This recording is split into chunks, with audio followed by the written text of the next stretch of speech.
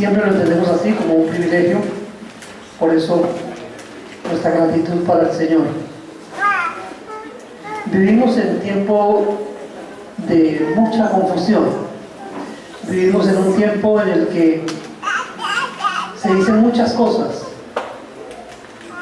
y más donde se toma la palabra del Señor para decir cosas que la palabra del Señor no dice. Por eso es necesario que nosotros volvamos nuevamente a la bendita palabra del Señor y allí nos alimentemos de esta palabra para que realmente podamos entender lo que Dios quiere de nosotros y podamos ponernos de acuerdo con Él para hacer su voluntad y para ser útiles de la manera como Él lo determine.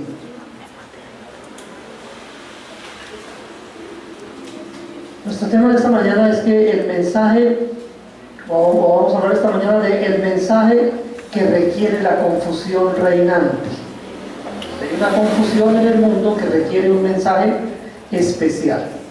Pero antes de hablar de ese mensaje especial, yo quiero que pensemos en las personas que estuvieron cerca de Jesús.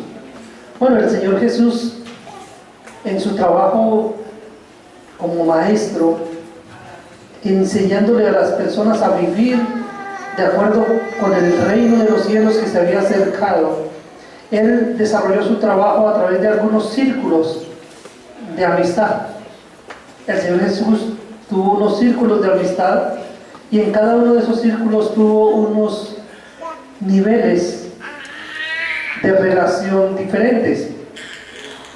Encontramos, por ejemplo, que envió a 70 a predicar el Evangelio, los envió de 2 en 2. También encontramos que cuando Él se va y en el aposento alto habían 120 esperando su venida.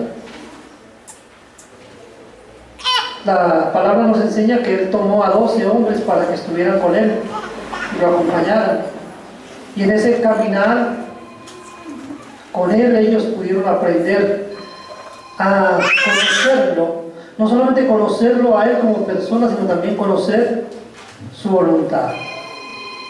De esos 12, había 3 que tenían una relación un poco más cercana con Él. 2 de ellos, hermanos, apodados Boanerges, apodados los hijos del trueno, Juan y Jacobo, ¿cierto? Los hijos de Zebedeo. Y uno adicional que era el apóstol Pedro.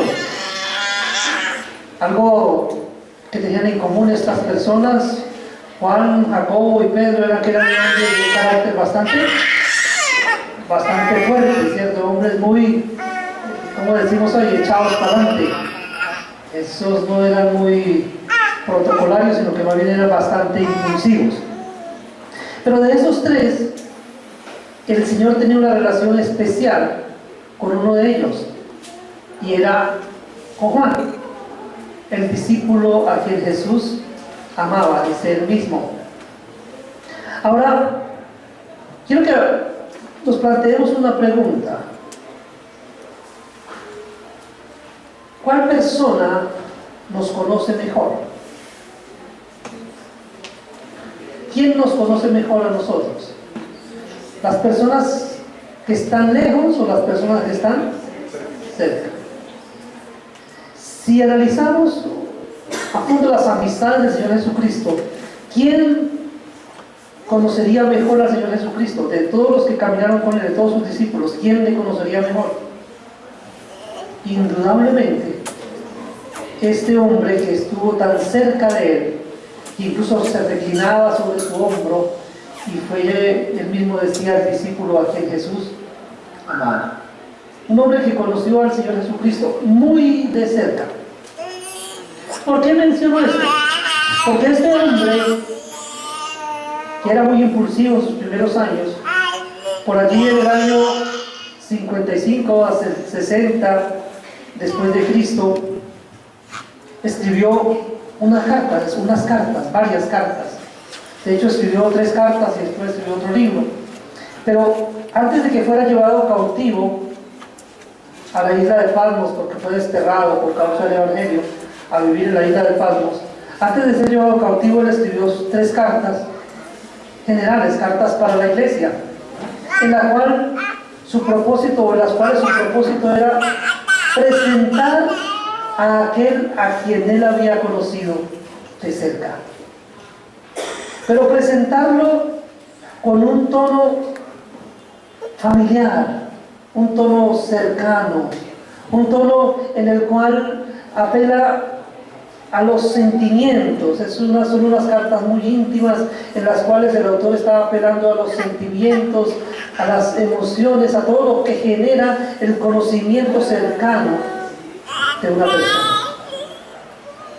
Y el apóstol Juan entonces escribe sus cartas, la primera, segunda carta y tercera carta de Juan. Y cuando las estudiamos, esta semana había experimentado algo curioso, y es que a veces uno está leyendo el Evangelio de Juan y empieza uno a leer el Evangelio de Juan, y perfectamente en algunos momentos de la lectura del Evangelio de Juan uno podría intercalar a partes de las cartas de Juan y casan perfectamente. O sea, es como si fuera el mismo discurso. Es el mismo tema. Solo que el tono del que está hablando Juan en sus cartas es un tono muy suave. Es un tono, no es un tono de imposición, no es un tono de duro como se esperaría de un hombre que en sus primeros años fue de un carácter bastante fuerte, sino fue un tono muy suave de un padre para con su hijo. Y dice hijitos, llama hijitos, ¿cierto? Palabras muy suaves para tratar con las personas, apelando a un sentimiento interno, apelando a mover el pensamiento de la iglesia hacia Cristo. Por eso cuando empieza la carta, vamos a mirar la primera carta del apóstol Juan. Bueno, antes de ver la primera carta del apóstol Juan, quiero que miremos, para hacer un contexto, porque como este varón conocía tanto al Señor Jesucristo, vamos a mirar en Juan, el Evangelio de Juan, capítulo 17, versículos 20 al 21. Aquí estamos en este capítulo, nos habla de la oración sacerdotal de Cristo. Él está orando por sus discípulos y en su oración él dice lo siguiente, versículos 19 y 20. 20 y 21, vamos a leer. 20 y 21. Dice: mas no ruego solamente por estos, sino también por los que han de creer en mí por la palabra de ellos, para que todos sean uno, como tú, oh Padre, en mí y yo en ti, que también ellos sean uno en nosotros, para que el mundo crea que tú me enviaste. Esas palabras, yo creo que son las palabras que tiene en mente el apóstol Juan cuando escribe su carta. Él recuerda que el maestro, en la intención del maestro, lo que él quería es que sus discípulos fueran conocidos por una marca especial. ¿Y cuál era esa marca especial? La unidad, la comunión, la armonía entre ellos, como hablamos en esta mañana. De hecho, cuando hacemos referencia al Señor Jesucristo, dice el Señor Jesucristo: en esto conocerán todos que ustedes son mis discípulos, si tuvieren amor los unos para con nosotros. Entonces, el apóstol Juan entiende la voluntad del Señor Jesucristo y entiende la importancia que la comunión tiene para la extensión del reino de los cielos. Y él dice: la iglesia debe ser conocida, la iglesia debe tener una marca, la iglesia debe tener unas características especiales a través de las cuales sea conocida. Pero esa marca solo puede ser puesta en el corazón de cada persona por un conocimiento cercano y real del Maestro.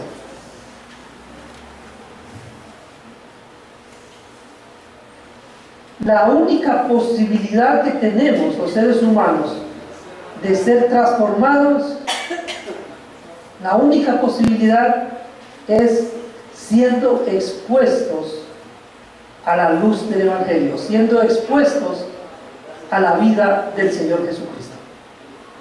No hay ninguna otra manera a través de la cual los seres humanos podamos cambiar, ser transformados. Entonces vamos a hablar hoy, es muy importante, es muy relevante hoy. ¿Por qué es tan relevante hoy hablar de este tema? Porque pienso que, al igual que en el tiempo que se escribe la carta, que era un tiempo de mucha confusión, de muchas doctrinas, de mucho movimiento, hoy se han levantado muchos movimientos doctrinales y se está enseñando muchas mentiras acerca del Señor Jesucristo. Por eso se hace necesario que nosotros, que conocemos la palabra del Señor, que le conocemos de cerca, podamos ayudar a otros para que también lleguen a conocerles de cerca, tanto como nosotros. Así como el afán de Juan, ¿cierto? Quiero que ustedes lo conozcan de cerca, tan cerca como yo lo conocí. Es lo que, prácticamente lo que podemos ver en la carta que Juan escribe. Entonces, teniendo en mente que es un mensaje especial para la confusión reinante, vamos a mirar 3 aspectos de ese mensaje. Y es que ese mensaje es presentado por testigos presenciales. Ese mensaje hace claridad acerca de lo anunciado y es un mensaje que se presenta con un propósito claro. Es decir, cuando Juan escribe sus cartas, tiene un propósito claro y definido. Quiere lograr algo importante para la iglesia. Les vamos a hablar inicialmente de que es un mensaje presentado por testigos presenciales. Vamos a ir allí a la primera carta de Juan, en el capítulo 1.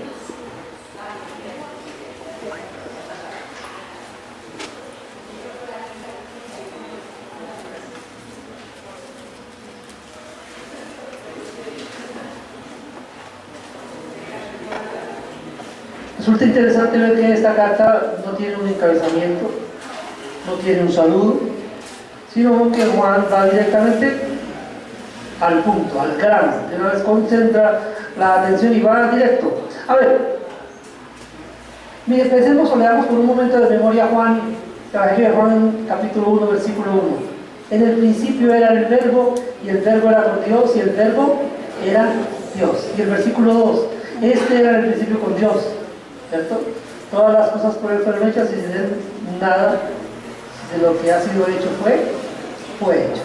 Entonces, si tomamos en cuenta, si tenemos en nuestra mente ese versículo de Juan, en el principio era el verbo y el verbo era con Dios y el verbo era Dios, y ahora leemos lo que era desde el principio, lo que hemos visto, lo que hemos oído, lo que hemos visto con nuestros ojos, lo que hemos contemplado y palparon nuestras manos tocante al verbo de vida, porque la vida fue manifestada y la hemos visto y testificamos, y os anunciamos la vida eterna, la cual estaba con el Padre y se nos manifestó.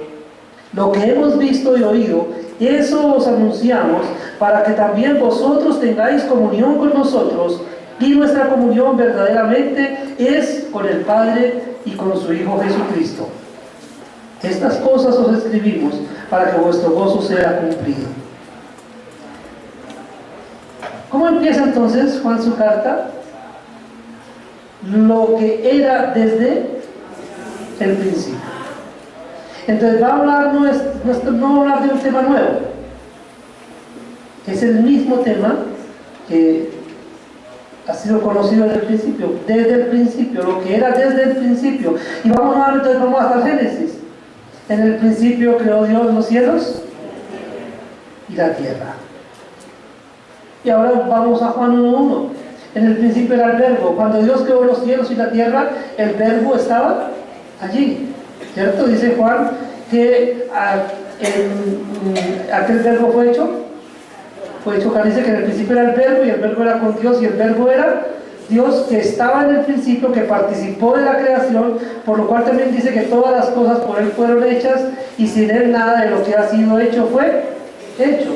Entonces, este que era en el principio participó de la creación, fue el agente causal de la creación, estaba con el Padre, y ahora Juan va a presentarnos nuevamente una perspectiva de este que era en el principio, y por eso dice lo que era desde el principio. Pero también dice lo que hemos oído. Ahora, Juan dice, yo voy a hablar de algo que he oído. Lo que les voy a explicar es algo que he oído, que nosotros hemos oído. Y entonces tenemos que recordar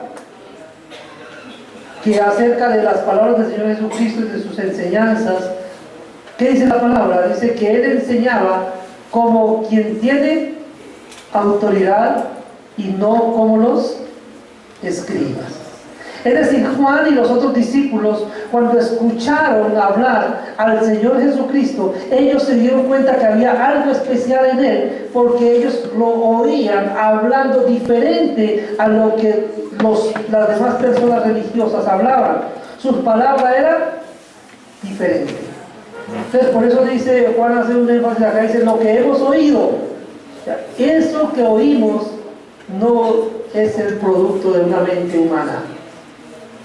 Y lo que les anunciamos y testificamos, oímos. Juan está muy cerca del Señor Jesucristo. Entonces, él ha escuchado la historia, ha escuchado el Génesis, y recuerda cuando el pecado, y dice, pondré enemistad entre ti y la mujer, entre tu simiente y la simiente suya. Ahora ve aquí a un hombre nacido de mujer, pero sin la participación de un varón. Ve al Hijo de Dios allí, él lo identifica como el Hijo de Dios. De hecho, el otro Juan el Bautista dice, este es el Cordero de Dios que quita el pecado del mundo. Todo esto forma parte de lo que Juan ha oído, y al observar a esta persona que está tan cerca de él, a Jesús, él se da cuenta, este es de quien habla el libro de Génesis. Este es el que va a herir a la serpiente en la cabeza. Este es el Hijo de Dios. Lo que Él dice, la manera como se expresa, no da lugar a otro pensamiento. Él es Dios, porque les enseñaba como quien tiene autoridad. Lo que ellos oyeron, pero también habla de lo que vieron. Y acá tenemos que pensar en todo lo que ellos tuvieron el privilegio de observar. Iban con el maestro y veían cómo los ciegos venían, los cojos venían a él, venían cojos y se iban caminando, venían o eran traídos ciegos y se iban viendo, venían sin poder hablar y se iban hablando, y ellos eran testigos de eso, vieron cómo el poder de Dios se manifestaba en esta persona especial de la que Él está diciendo que era en el principio. En Él estaba la vida, y la vida era la luz de los hombres. La luz en las tinieblas resplandece. O sea, para Él era muy evidente que esta persona que Él conocía tan cerca, con quien estaba compartiendo, no era un hombre común y corriente. Para Él era evidente que esta persona era el Hijo de Dios. Pero si no fuera suficiente con ver los milagros que ellos vieron, tenemos que ir a un momento especial en el monte de la transfiguración, cuando van los tres amigos cercanos. Jesús los invita, va con ellos, Pedro, Juan y Jacobo, y se transfigura delante de ellos. Dice que su rostro resplandecía. Cuando eso sucede en el monte de la transfiguración, cuando cambia la apariencia física del Señor Jesucristo, y aparece a un lado Moisés y al otro lado Elías, Juan sencillamente lo que hace es darse cuenta de que el cuerpo físico, el cuerpo humano del Señor Jesucristo en ese momento no fue suficiente para ocultar la divinidad de esa persona.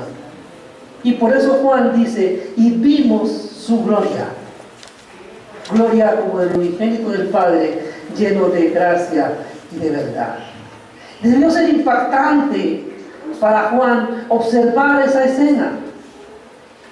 Y por eso él lo menciona acá. Él habla de lo que él ha visto, lo que hemos visto, lo que hemos oído. Pero no solamente Él dice que lo que han oído, lo que han visto, dice también lo que contemplaron nuestros ojos. Es decir, uno analiza las cosas. Todas las cosas que tenemos la oportunidad de observar, podemos analizarlas. Y al analizarlas, entonces uno se da cuenta de la procedencia, o del poder, o del origen de lo que estamos contemplando. Dice lo que contemplamos con nuestros ojos, pero no solo eso, sino que dice también lo que palpamos con nuestras manos. Yo me imagino entonces aquí a Juan, de cuando escribe estas palabras, recordando tal vez ese momento cuando el Señor Jesucristo está predicándole a las multitudes y en un determinado momento tienen hambre y le dice a sus discípulos: dale de comer, Señor, pero solamente tenemos unos pocos panes y unos peces, ¿cómo hacemos?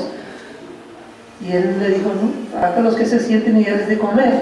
Y ellos pudieron ver el pan, ¿cierto? Cómo el pan se multiplica. Pudieron, al estar distribuyendo el pan a todas las personas y distribuyendo los peces, pudieron darse cuenta cómo de manera milagrosa ese pan y esos peces alcanzaron para alimentar a todos.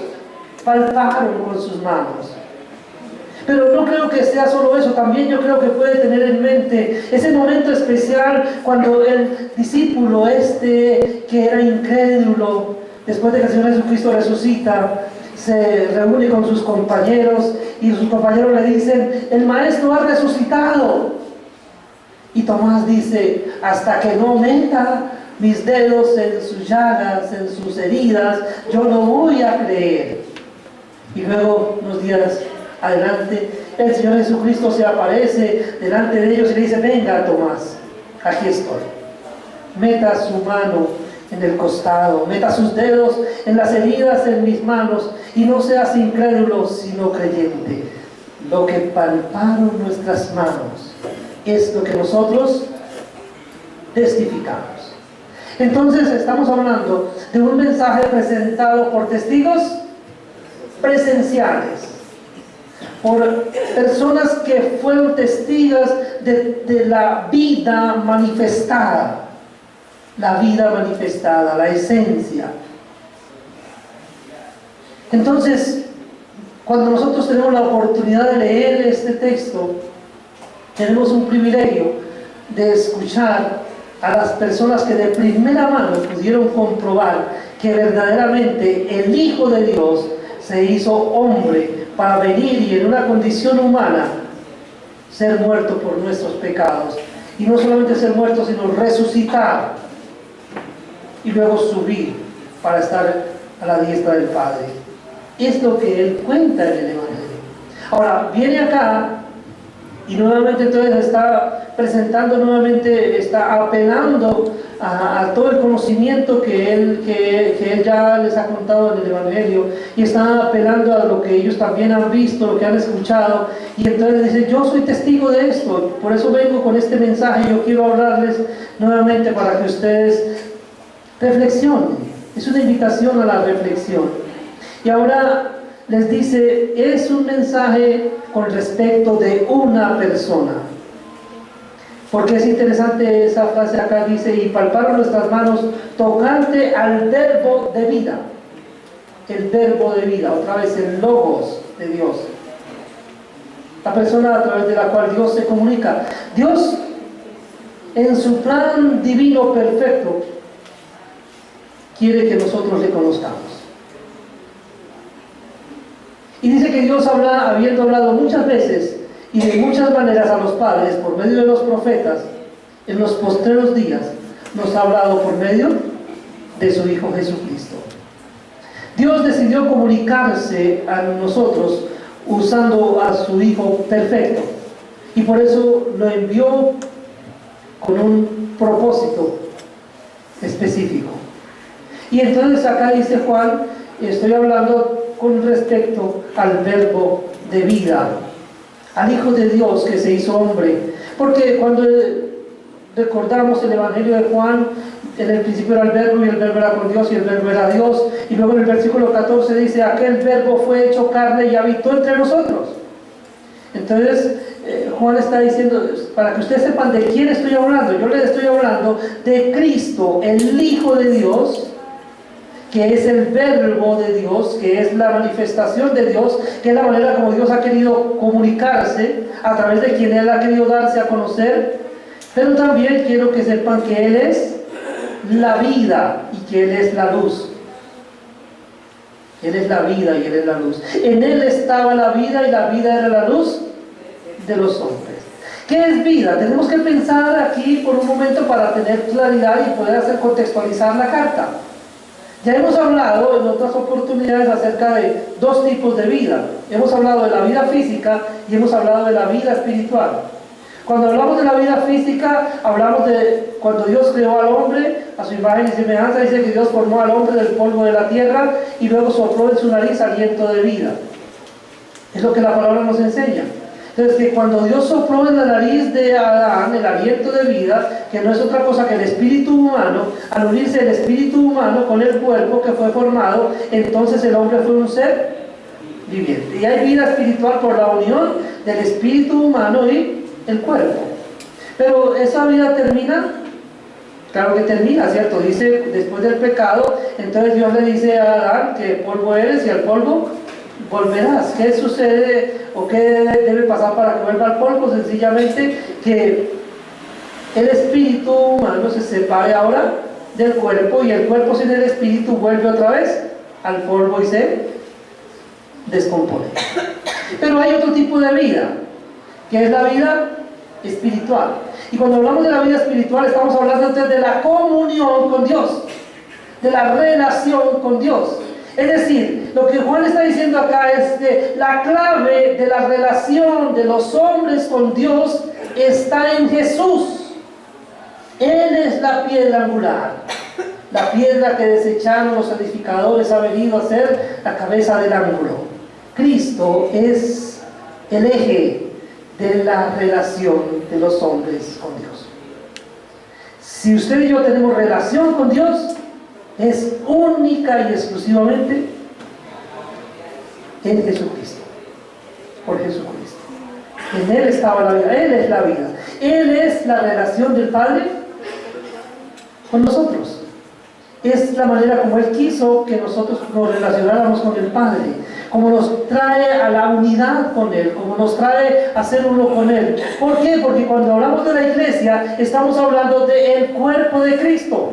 Nosotros formamos parte de Cristo. La iglesia es el cuerpo de Cristo y entonces tenemos unidad, unión con el Padre. Somos colocados en una relación muy estrecha, muy cercana con el Padre, porque la oración del sacerdote, recordamos, yo quiero que sean uno conmigo como yo soy uno contigo. Él nos quiere llevar a una relación muy cercana en la que estamos unidos, adheridos a Él. Pero para estar unidos a Él, lógicamente tiene que cumplirse requisitos, tiene que cumplirse, satisfacerse las demandas que Él mismo da en su palabra. Entonces, es un mensaje referente a la vida, al verbo de vida, referente a la vida eterna. Esa vida eterna que dice el apóstol Juan estaba en el Padre. Dice lo que en ella es engendrado del Espíritu Santo. Dice que es el santo ser que nacerá será llamado Hijo de Dios. Estaba en el Padre y se hizo hombre. La vida se manifiesta entonces. Es el verbo de vida. Es referente a la vida eterna, la que estaba en el Padre. Vida eterna que fue anunciada. Recordamos a Isaías. Bueno, recordamos Génesis 3, 15. Pondré enemistad entre ti y la mujer, entre tu simiente y la simiente tuya. Esta te dirá en la cabeza, tú le dirás en el calcañar. Pero también recordamos a Isaías. Y aquí la Virgen concebirá y dará a luz un hijo y pondrá su nombre Jesús. ¿Qué significa? Dios con nosotros. Fue anunciado el nacimiento, fue anunciado la manifestación de la vida, fue anunciado el nacimiento del Hijo de Dios y fue manifestada la vida Cuando el Señor Jesucristo nace entre nosotros, de la Virgen María, entonces la vida se manifiesta, el Hijo de Dios se manifiesta a la humanidad, y es ese momento cuando Juan le puede conocer. Es ese momento cuando Juan puede tener interacción con la vida que fue manifestada, que no es otro que el Señor Jesucristo, y aquí le puede conocer, y por eso entonces en esta carta él lo presenta de esta manera. Pero, ¿por qué presenta Juan este mensaje? ¿Por qué habla de esta manera del Señor Jesucristo? ¿Por qué escribe esta carta hablando del Señor Jesucristo y de la comunión? ¿Por qué es para Juan tan importante hablar de la comunión? Bueno, ya dije, porque escuchó al maestro decir que era muy importante, que el maestro quería que fuéramos uno, que estuviéramos unidos. Y ahora entonces vamos a ver que hay un mensaje que se presenta con un propósito claro. Un propósito claro. Y ese propósito tiene que ver con la comunión de la iglesia. Para que la comunión de la iglesia se dé, plantea básicamente dos cosas o tres cosas. Él dice que es necesario estimular la comunión de la iglesia, pero también es necesario reconocer los elementos básicos de esa comunión para que el gozo sea completo, para que la iglesia pueda tener el gozo y pueda ser identificada como el cuerpo de Cristo. Entonces, hablemos del primer aspecto. Entonces, este mensaje se presenta con claridad, con el propósito claro que es estimular la comunión de la iglesia. Vamos a ver el versículo 3, dice: lo que hemos visto y oído, eso os anunciamos, para que también vosotros tengáis comunión con nosotros, y nuestra comunión verdaderamente es con el Padre y con su Hijo Jesucristo. Entonces, ¿con qué propósito está escribiendo Juan? Esta carta la estoy escribiendo con el propósito de que ustedes tengan comunión con nosotros. Y la comunión con nosotros es comunión con el Padre y con el Hijo. Ahora, ¿cómo se va a dar esa comunión? Porque ahí en adelante va a desarrollar el tema. Solamente estamos viendo la introducción a la carta. El tema se va desarrollando a lo largo de la carta, ¿cierto? Pero aquí él empieza a decir: ustedes necesitan ser conscientes de algo, ustedes necesitan entender, ustedes necesitan comprender el propósito de Dios. Dios quiere mostrarse, Dios quiere darse a conocer, y para el cumplimiento de ese propósito ha decidido hacerlo a través de un grupo de personas. ¿Lo recordamos? Y es muy importante que recordemos siempre que cuando hablamos de la iglesia, cuando hablamos de la salvación en Cristo, estamos hablando de un pacto colectivo, no un pacto individual.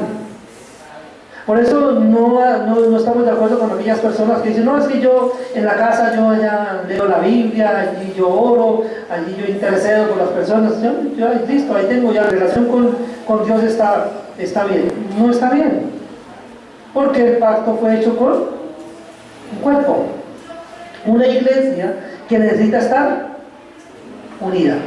Necesitamos estar unidos. De ahí encontramos la motivación para congregarnos. ¿Por qué nos congregamos? Porque como iglesia necesitamos estar unidos. Porque imagínense un cuerpo desintegrado. Imagínense su cuerpo donde una mano esté por allá en Zubia, la otra mano en Silvania, un pie por allá en Arbeláez y el otro pie en Pandi. ¿Cómo está usted? Está muerto, porque ya casi no ha desmembrado de esa manera, usted no vive. ¿Cierto? Es necesario que estemos unidos. El cuerpo necesita estar unido. Y ahí cuando entendemos eso, entonces podemos ver la necesidad, o por la razón por la que Pablo escribe que no debemos dejar de congregarnos como algunos tienen por costumbre. ¿Por qué lo escribe Pablo? Porque él entiende la necesidad de estar juntos. Necesitamos estar juntos. Nos necesitamos unos a otros. Es una necesidad mutua. Pero no por causa nuestra, sino por causa del propósito de Dios. O sea, aquí más, no pensemos tanto en la necesidad nuestra, porque es que Él no nos creó para satisfacer su necesidad y mi necesidad solamente. Él nos crea para mostrarse. Y para Él mostrarse, Él nos trae, nos une y nos muestra. O digámoslo de otra manera, nos llama afuera. Es lo que significa iglesia. Iglesia, los llamados fuera. Nos llama para hacer de nosotros una sola familia, un solo cuerpo, y a través de nosotros Él mostrarse y que el mundo pueda conocerle a Él a través de nosotros. Pero ¿por qué el mundo va a poder conocernos? Porque somos una comunidad. Porque estamos unidos. Porque hay unidad en nosotros, de fe, unidad de pensamiento. Y es de lo que se va a ocupar Juan en su carta, de mostrarnos los elementos fundamentales para que esa unidad sea evidente, para que esa unión pueda evidenciarse, se pueda ver y que realmente nosotros seamos útiles. Y entendamos la palabra del Señor Jesucristo cuando dice: en esto conocerán todos que ustedes son mis discípulos, si tuvierais amor los unos para con los otros. La gente nos va a conocer por el amor entre nosotros, pero si no nos ve juntos, ¿cómo? Entonces, por eso como iglesia debemos estar unidos. Entonces, el propósito, ¿cuál es? La unidad de la iglesia. Estimular la comunión de la iglesia. ¿Con quién? Ver que esa comunión no solamente es entre nosotros. Entonces, está bien la comunión entre los cristianos. Al comenzar nuestra actividad esta mañana, estuvimos leyendo el Salmo 133. Mirad cuán bueno y cuán delicioso es habitar los hermanos juntos en armonía. La armonía es un elemento de la comunión, el poder tener paz, el poder alegrarnos de ver a nuestro hermano. Mire, debemos alegrarnos de ver a nuestro hermano. Que mi hermano ha hecho algo que a mí me ofendió, sí, yo sé. Dios sabe también. Y por eso, ¿qué hace Dios? ¿Qué nos dice Dios que tenemos que hacer? Bueno, perdonemos. Perdonemos lo que el hermano hizo, no nos tengamos en cuenta. Que en su momento nos provocó ira, sí, bien, en su momento. ¿Sí? O sea, a veces hacemos cosas que hacen que otros se enojen, listo. Pero el enojo no tiene por qué seguir ahí por la eternidad. Porque si el enojo sigue por la eternidad, significa que estamos separados de Dios también por la eternidad. El enojo tiene que quitarse del medio. El enojo obstaculiza la comunión entre nosotros. Y de hecho es lo que él desarrolla más adelante. Dice que si no nos amamos unos a otros, entonces no le conocemos a Él. Y si no le conocemos a Él, entonces no formamos parte de ese cuerpo. Estamos separados. Entonces es muy importante que tengamos en cuenta la comunión que es con el Padre, que es con el Hijo y que es con los creyentes. Comunión entre nosotros, comunión con el Padre y comunión con el Hijo. Dice: nuestra comunión verdaderamente es con el Padre y con el Hijo. Entonces nos está llamando a una relación muy cercana, muy estrecha. Ahí es cuando podemos entender cuando Él dice: ya no los voy a llamar más siervos, porque el siervo no sabe lo que hace su Señor. Yo he querido llamarlos amigos, ¿cierto? Porque lo que de mi Padre yo les he dado a conocer. O sea, Él nos llama a una relación íntima, muy cercana. Relación. Por eso cuando hablamos de la vida cristiana, no hablamos de la religión cristiana. Recuerde, es muy importante que hagamos esa salvedad y esa distinción. Cuando a mí me preguntan qué religión practica, yo les digo: yo no practico ninguna religión. Porque ¿qué es religión? Religión, recuerde, es una palabra latina compuesta que significa volver a unir, religare, volver a unir.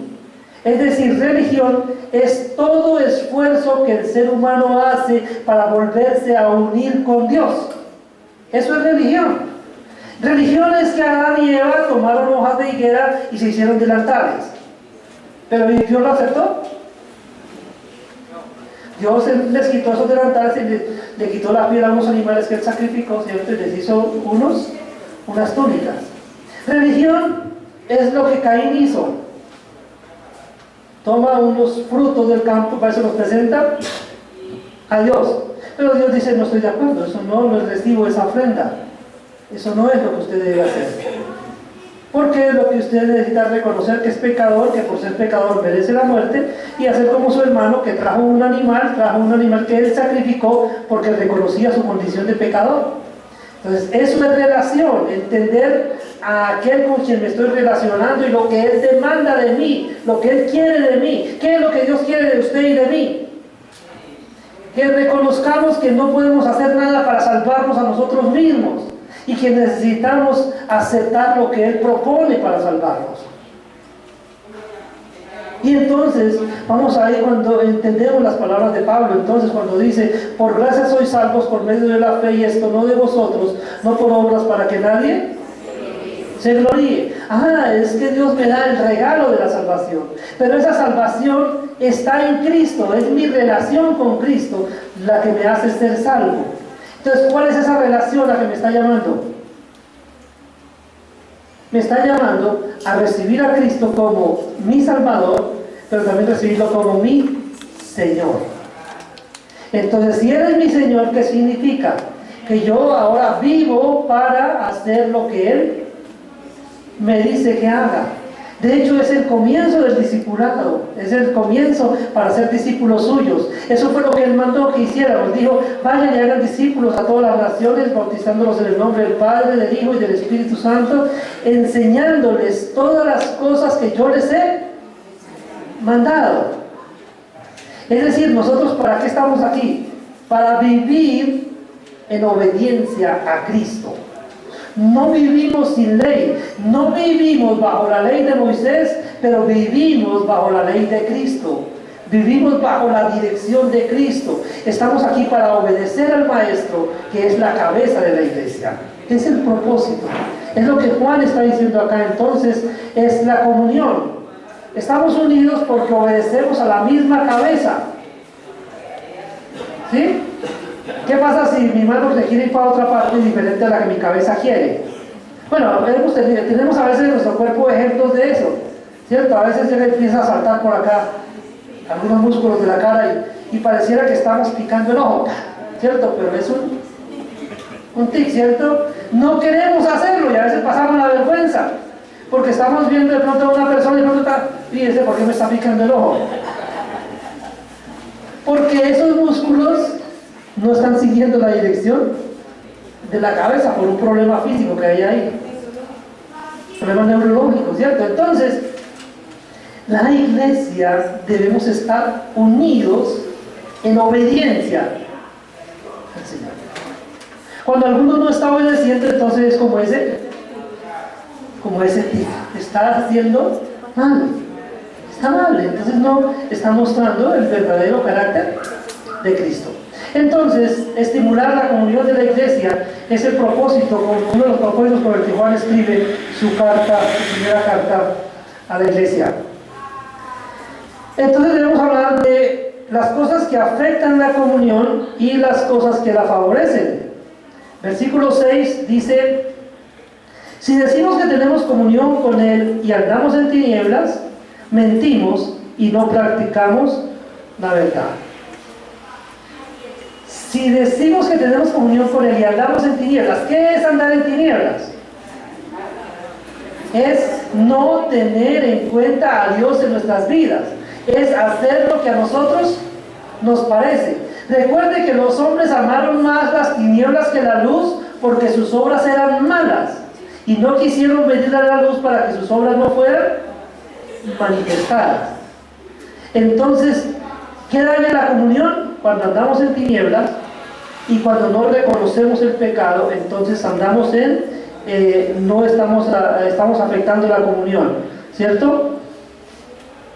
Porque dice que si decimos que no tenemos pecado, nos engañamos a nosotros mismos y la verdad no está en nosotros. Entonces, si no reconocemos que tenemos pecado y si andamos en tinieblas, entonces la comunión está afectada. Porque esas cosas afectan la comunión con la iglesia, la comunión con el Padre y la comunión con el Hijo. Pero ¿qué cosas favorecen la comunión? ¿Qué debemos hacer que favorece la comunión? ¿Cómo podemos hacer que nuestra comunión mejore? También lo plantea ahí. Entonces, el versículo 7. Pero si andamos en luz, como Él está en luz, tenemos comunión unos con otros y la sangre de Jesucristo su Hijo nos limpia de todo pecado. Si andamos en luz, ¿qué significa andar en luz? Significa andar de acuerdo con lo que la luz nos está mostrando, nos está enseñando. ¿Quién es la luz? Jesucristo es la luz, Él es la luz. Él dijo, yo la luz he venido a este mundo, ¿cierto? Cuando estamos cerca de Él, tenemos la luz de Él. La luz nos está guiando, su luz nos ilumina el camino. Entonces, andar al lado de Él, junto a Él, siguiéndole, obedeciéndole, escuchando sus enseñanzas, estamos andando en la luz. Pero hay otra cosa que debemos hacer. Ese andar en luz nos libra de un problema que tenemos, que a veces no nos damos cuenta. Y es que a veces nosotros pecamos involuntariamente. Hay algunos pecados que cometemos y que no nos dimos cuenta. Entonces, como no nos dimos cuenta, ¿qué podemos hacer? No podemos confesar el pecado porque no me di cuenta del pecado. Entonces dice que la comunión con el Hijo de Dios, la comunión con Cristo, nos limpia de ese pecado. Pero ese hay otro pecado, el que sí he visto, del que sí soy consciente, del que me he dado cuenta. ¿Qué debo hacer con ese pecado? Entonces vamos a mirar el versículo 9, dice que si confesamos nuestros pecados, Él es fiel y justo para perdonar nuestros pecados y limpiarnos de toda maldad. Entonces, ¿qué debemos hacer? Confesar nuestros pecados. Entonces, la confesión de pecados favorece la comunión entre nosotros. Es decir, cuando reconocemos que hemos pecado, que hemos ofendido a Dios y le confesamos a Dios ese pecado, es porque tenemos la decisión de apartarnos de ese pecado. Porque dice que el que confiesa y se aparta alcanzará misericordia. Entonces, la comunión ayuda para mejorar la comunión entre nosotros, pero especialmente establece la comunión, restablece la comunión con el Padre y con el Hijo, restablece la comunión con Dios. Pero para poder llegar allí tenemos que reconocer la condición humana. Por eso dice que si decimos que no hemos pecado, le hacemos a Él mentiroso y su palabra no está en nosotros. ¿Por qué? Porque parte de nuestra condición humana, de naturaleza caída, es que pecamos, pero no nos quedamos ahí en el pecado, sino que retomamos nuevamente, vamos al Señor y le decimos, por favor Señor, hice esto, perdóname. Y Él, cuando yo le confieso el pecado, Él me perdona y la comunión es restablecida. Entonces son las cosas que la favorecen. Entonces, Juan escribe con ese propósito, de que la iglesia tenga comunión, que la iglesia reconozca los elementos básicos de la comunión, pero también para que el gozo de la iglesia sea cumplido, sea completo. Primera de Juan 1:4 dice, estas cosas os escribimos para que vuestro gozo sea cumplido. Es decir, la vida cristiana es algo que debemos aprender a gozarnos en la vida cristiana, gozosos en la tribulación, ¿cierto? No importa lo que esté sucediendo, si entendemos estas cosas y nuestra relación con Cristo, las circunstancias temporales y los sufrimientos de la vida terrena no importan nada. Porque nuestra mirada está puesta en la eternidad con el Señor, en Cristo. Y si estamos en Él, estamos seguros. Mis queridos hermanos, estamos adentrándonos estos días entonces al estudio de la primera carta del apóstol Juan. Vamos a ver hasta dónde nos lleva. Hoy especialmente quisimos ver estos tres elementos, ¿cierto? El propósito por el que escribe, el mensaje, cuál es, de qué va a hablar, de qué nos quiere explicar o enseñar, y también lo que quiere producir, qué es lo que quiere producir en nosotros. ¿Cuál es el resultado que Él espera que esta carta produzca en nosotros? Entonces, lo mismo, cuando caminamos cerca del Señor y podemos entenderlo, podemos escuchar sus enseñanzas, somos bendecidos cuando escuchamos, pero más aún cuando tomamos la decisión de obedecer a lo que Él nos manda. Entonces recordemos, tengámoslo en mente, la comunión es muy importante en nuestro testimonio como iglesia, y Él quiere que estemos unidos, quiere que seamos uno, y debemos hacer todo lo que sea necesario para que esa comunión sea restablecida. No hacerlo, ¿qué estaría implicando? Que andamos en tinieblas y la verdad no está en nosotros. Así nos duela, así toque doblegar el orgullo, porque a veces el orgullo no nos quiere dejar, ¿cierto? El orgullo no quiere que perdonemos al hermano.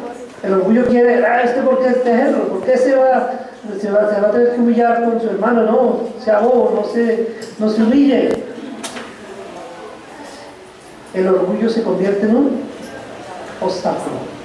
Entonces tenemos que humillarnos nosotros mismos, porque el que se humilla será exaltado, pero el que se exalta será humillado.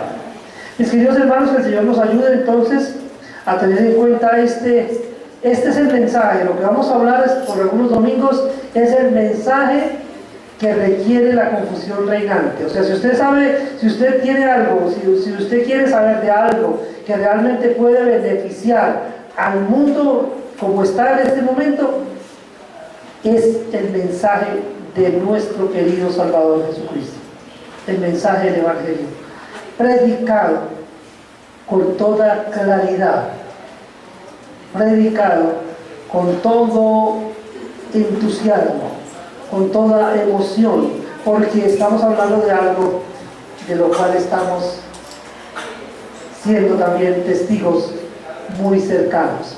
Amén. ¿Cuánto conocemos de Cristo y cuánto podemos conocer?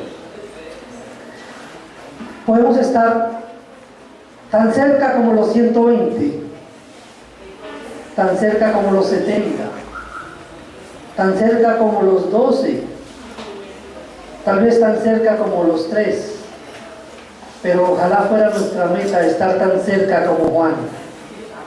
¿Cómo podemos hacer eso? Vamos a su palabra, acerquémonos a Él, escuchemos su palabra, obedezcamos sus instrucciones y podemos verificar como Juan que verdaderamente Él es el Hijo de Dios. ¿Y por qué no? Tal vez nos permita ver su gloria. Amén. Padre nuestro que estás en el cielo, queremos darte muchas gracias porque en esta mañana, Señor, tú has permitido a este grupo de tus hijos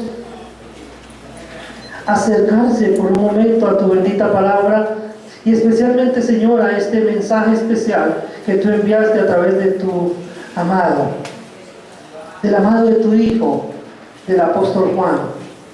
Gracias, Señor, por esta carta hermosa, esta carta que nos habla de ti, que nos habla de la vida, que nos habla de la luz, que nos habla de la comunión contigo, que nos habla del propósito que tú tienes para tu iglesia. Ayúdanos, Señor, para que podamos vivir de acuerdo con tu propósito y que podamos disfrutar de nuestra comunión y que el gozo tuyo sea cumplido en nuestras vidas. En el nombre de tu Hijo oramos con acción de gracias. Amén.